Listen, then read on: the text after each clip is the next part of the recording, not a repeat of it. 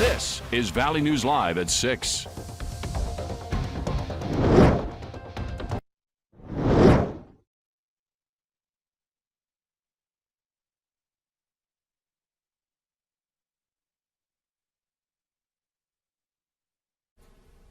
Good evening, everyone. We begin tonight with breaking news as authorities in Cass County need your help in finding some teenagers. 15-year-old Ethan Duval was last seen yesterday afternoon at around 2:30 in Kindred.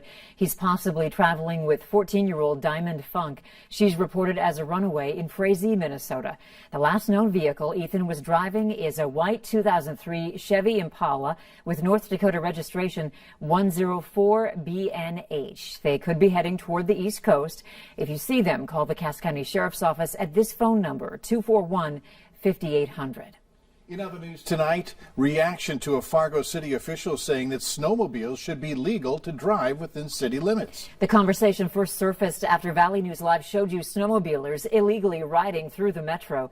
Valley News Team's Callie Hubbard has the latest.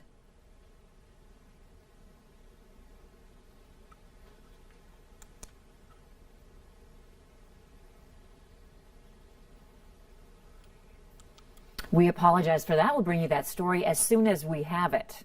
Another day of near or above freezing temps in the valley, which is great news as we make our way through the first days of January. Let's find out from Hutch what to expect on this Tuesday.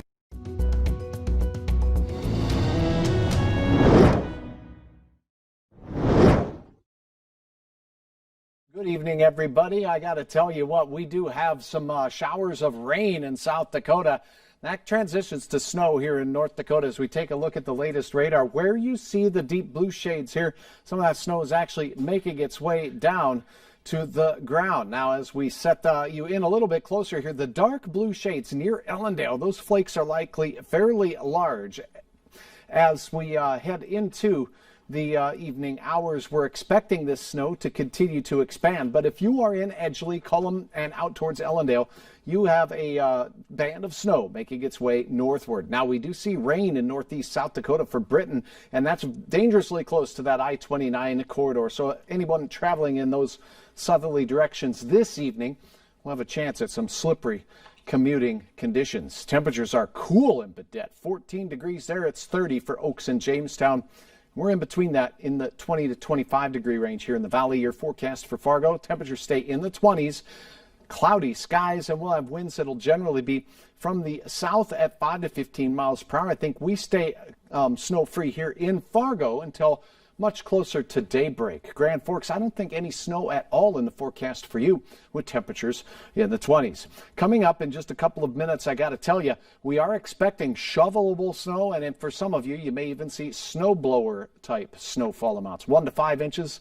I'll have the track and timing here in just a couple moments. Tonight, at least we can say we're living large. We are. All right, thanks. One man is facing multiple charges after a wild string of events in Moorhead over the weekend. Court documents state just after 4 p.m. on Saturday, 29-year-old Vance Jourdain approached a car and began threatening the victims with a shotgun before leaving the scene.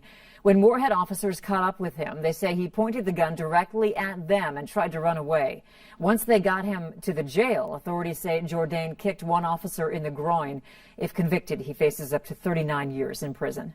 A Moorhead man is out on $30,000 bond tonight after being accused of locking his girlfriend in a closet and telling her she didn't deserve to live. 31-year-old Jordan Schweitzer is charged with second-degree assault with a dangerous weapon. Investigators were called just after 2 p.m. on New Year's Eve for a report of an assault at an apartment in Moorhead. The victim says that her boyfriend had trapped her inside a room, pulled a knife on her, and was threatening to kill her. If convicted, Schweitzer faces up to 7 years in prison. Police in Grand Forks are looking for a suspected car thief. Police spotted the vehicle this morning at the Loaf and Jug gas station in the 4300 block of Gateway Drive. The person who reported it said the vehicle belonged to his employer and tried to block it. That person then fought with the driver. The suspected car thief was last seen running northeast from the gas station. Police describe him as white with multiple tattoos. He wasn't wearing a shirt, but was wearing black Carhartt-style overalls. If you have any information, go ahead and call police. The Minnesota legislature convened for 2021 with the pandemic and a new budget at the top of the agenda. The Capitol has remained mostly closed since the pandemic reached the state last spring. Nearly all House meetings will be conducted online, while the Senate plans a hybrid of in-person and online hearings. North Dakota's governor is conveying optimism in North Dakota's fight against the coronavirus pandemic. During his State of the State address, Republican Governor Doug Burgum also made a pitch for lawmakers to endorse his budget proposals that he said would benefit residents for generations to come. Burgum's speech came shortly after the 2021 legislative session opened its regular activities. Many of the governor's budget priorities in past sessions have failed to entirely pass the GOP-led legislature's scrutiny.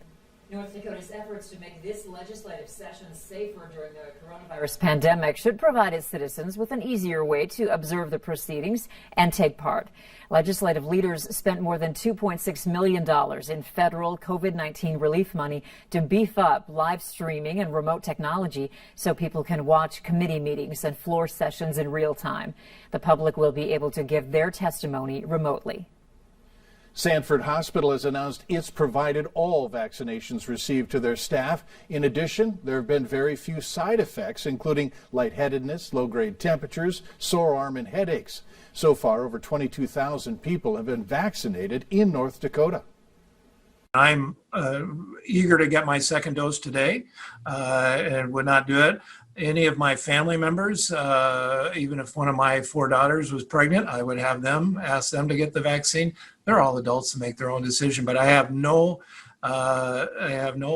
qualms about anybody that I know and love dearly receiving the vaccine.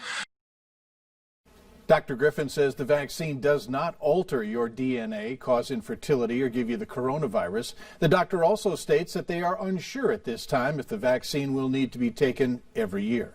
Later on Valley News Live at 6, as Minnesota's governor signals a lifting of an indoor dining ban and other health measures, lawmakers are pushing to make sure they happen.